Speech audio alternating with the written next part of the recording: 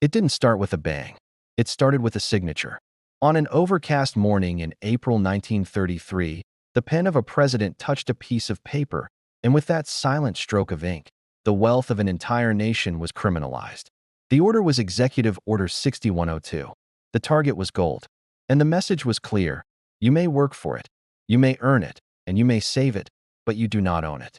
The wind in the spring of 1933 did not feel like the wind of a free country. It felt heavy. It carried the scent of dust from the drying plains and the sharper, metallic scent of fear from the city streets. In the grand lobbies of American banks, cathedrals of commerce built to inspire trust, the marble floors echoed with the nervous shuffling of thousands of citizens. They were not there to deposit. They were there to surrender. Men in worn coats and women clutching leather satchels stood in lines that wrapped around the block. They held heavy canvas sacks, family heirlooms, and pockets weighed down by the gentle, tragic clinking of coins. They approached the iron cages, looked the teller in the eye, and handed over the only real wealth they had ever known. They believed they were patriots. They believed the lie that this was temporary, a bitter medicine for a sick economy. They did not know that with every ounce of gold they pushed across the counter, they were signing away their financial sovereignty. They were trading something real, something elemental, for a piece of paper. A Federal Reserve note. A promise. And promises, as history would cruelly teach them just 9 months later, are easily broken. Once the government had the gold, they changed the price. They devalued the paper dollar. Overnight, the wealth of the American people was siphoned off, not by a thief in a ski mask breaking a window, but by a bureaucrat in a warm office adjusting a ledger. The people had forgotten the oldest rule of power. If you do not hold it, you do not own it. You only own a claim to it. And a claim is nothing but a request that can be denied. Fast forward to today. Look at the phone in your hand. Look at your banking app. You see a number. Maybe it says 5,000, maybe 50,000. You look at that number and you feel a sense of comfort. You think, that is my money. I am here to tell you the hardest truth you will hear today. That is not your money. That number is an IOU. It is a digital entry in a database owned by strangers who gamble with your life's energy while you sleep. It is a ledger entry that relies on permission. If the bank makes a mistake, if the servers go down, or if the powers that be decide your transaction is suspicious, the access is revoked. The app stops loading. The card is declined. The illusion shatters. We are living in a rental house, believing we hold the deed. But the landlord is coming to collect. We are about to show you the escape hatch. We are about to explain the only method in human history that allows you to truly own your wealth, untouchable by any bank or government. But before we hand you the key, I need you to make a choice. The financial world is complicated, and the system thrives on your ignorance. Here at Easy Finance, our mission is to break the chains of financial illiteracy. We are building a community of sovereign individuals who understand money. If you want to survive the coming wealth transfer, if you want to stop being a passenger and start being the driver, hit that subscribe button right now. Like this video to signal to the algorithm that you are paying attention. Do not let this information slip away. Join us. Now, let us look at the mechanism of the trap. For the last century, we have accepted a system where we must use a middleman to move value. If I want to send money to you, I cannot just hand it to you across the digital ocean. I must ask a bank to move it. I must ask a credit card company to verify it. Every transaction is a request. Mother, may I? But the danger is not just about permission. It is about the slow, silent erosion of your time. Imagine you work for a week to earn $100. That $100 represents 40 hours of your life. Your sweat, your stress, your time away from your family. You put that $100 in the bank. 10 years later, you come back. The number is still 100. But what can it buy?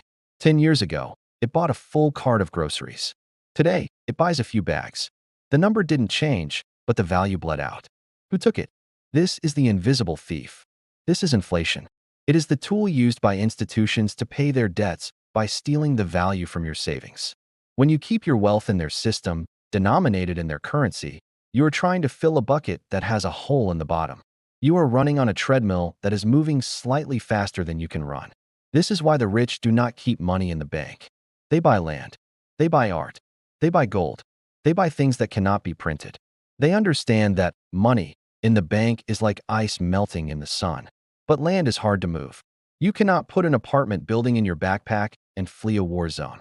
Gold is heavy. Try crossing a border with 10 bars of gold, and you will likely end up in a cell. For decades, the world waited for a solution.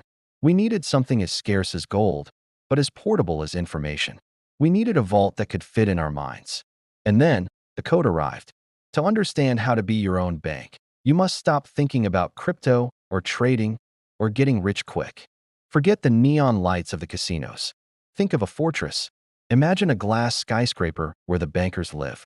It is loud, chaotic, and full of paperwork.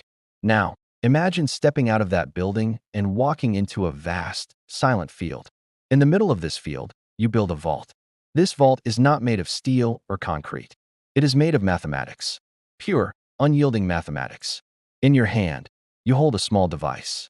It looks innocent, a piece of plastic and silicon, perhaps the size of a thumb drive. It feels light. You could crush it under your heel. But do not let its size fool you. This device is the most powerful financial tool ever created by human hands. Inside this device lives a secret. It is not a file. It is not a coin. It is a number. A number so long and so complex that all the supercomputers in the world, running for 1 billion years, could not guess it. This is your private key. In the old world, your key was your signature, and a bank manager had to verify it. He could say no. He could say, "That doesn't look like your signature." In this new world, the key is math. And math does not have an opinion. Math does not care about your credit score. It does not care about your politics, your race, or your nationality. Math does not sleep. Math cannot be bribed. When you move your wealth, your Bitcoin, off the exchange and onto this cold storage device, a metaphysical shift occurs. You are no longer a creditor to a bank. You are no longer asking for permission. The asset vanishes from the books of the corporation. It disappears from the radar of the surveillance state. It settles into the mathematical address that only you control. The silence that follows is the sound of freedom. Think of it like this. When you keep your money on an exchange like Coinbase or Binance, you are keeping your car in a public parking garage. You have the ticket, but the guy in the booth has the keys. If he wants to take your car for a joyride, he can. If he wants to lock the gate, he can. When you use self-custody, you drive the car home. You park it in your own garage. You lock the door. You swallow the key. It is terrifying, yes. Because there is no forgot password button. There is no customer service hotline to call if you make a mistake. If you lose the key, the vault remains closed for eternity. The universe itself could not pry it open. This responsibility scares people. We have been trained to be helpless. We have been trained to be children, dependent on the adults at the bank to keep us safe. But look at 1933. Look at 2008. The adults are not watching out for you. The adults are gambling with your inheritance. Let me paint you a picture of the future. It is a Friday afternoon. The news breaks. A major bank is insolvent. Rumors fly. A cyber attack? A liquidity crisis? It doesn't matter. Panic spreads like a virus. People rush to the ATMs, but the screens are dark. They open their apps, but the loading circle just spins and spins. System busy, it says. Try again later. They are trapped. Their life savings are just pixels on a screen that refuse to light up. They stand in line, just like their great-grandfathers did in 1933, helpless, angry, and broke. But you? You are sitting at home. You make a cup of coffee. You look at your small hardware device. You verify your balance on the blockchain, the public ledger that never turns off.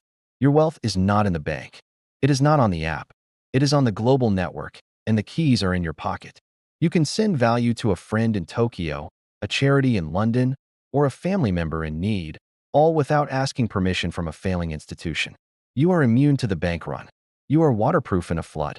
This is what it means to be your own bank. It is not just about profit. It is about dignity.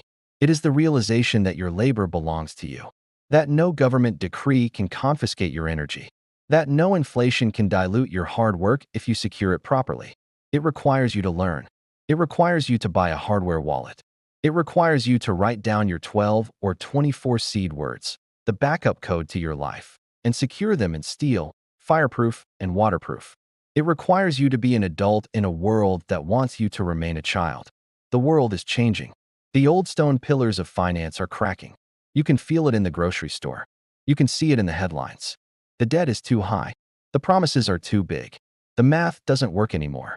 We are moving from the age of trusting the bank to the age of verifying the truth. You have a choice to make today. You can stay in the line, waiting for the bank to open, hoping they have your money when you need it. Or you can take the key into your own hands. Imagine passing this legacy down to your children. Not a bank account number that can be frozen, but a steel plate with your seed phrase. A torch of pure, unadulterated wealth. You look them in the eye and say, "This is ours." And no one, not a king, not a president, not a CEO, can ever take it from us. Be brave. Be sovereign. Be your own bank. This is Easy Finance, and we want to know, are you ready to take custody of your future? If this story opened your eyes, if you felt that spark of independence, we need you to do 3 things right now. First, smash that like button. It's the only way to get this truth out to the millions of people still standing in line at the bank. Second, leave a comment below. Tell us, do you trust the banks with your life savings, or are you ready to hold your own keys? I want to see your answers. And finally, if you haven't already, subscribe and ring that bell. We are building a library of financial survival skills, and you cannot afford to miss the next episode. Don't just watch the revolution. Own it. We'll see you in the next one.